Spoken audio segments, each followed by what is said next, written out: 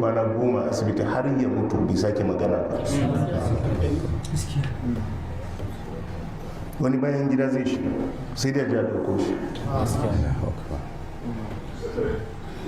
shi kenan ya yi collapse har ya bar duniya bai sake tankawa ba. To irin wannan yanayi a irin wannan rayuwar ai koyaushe zai iya faruwa da ba.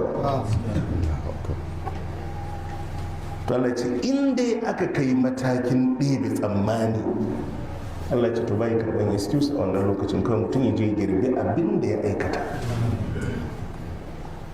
walaysat at-taubatu lil ladina ya'maluna sayyi'at, Allah ce ba tuba bace ga waɗanda suke aikata munanan ayyuka hatta idza hadara ahaduhum al-maut, sai mutuwa ta halarto mu ɗayan su kada sai ce inni tubtu ana, yana tuba yanzu.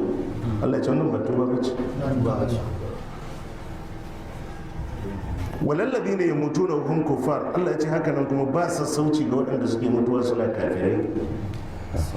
ula'ika atadna lahum azaban alima. sai ce innama taubatu alallahi, iyakar tubar da Allah ya dora mu kansa cewa duk wanda ya tuba zai karba ya yafe shi. lilladina ya'maluna su'a bi jahalatin, shine waɗanda suke aikata munanan ayyuka a cikin wauta da dabbanci.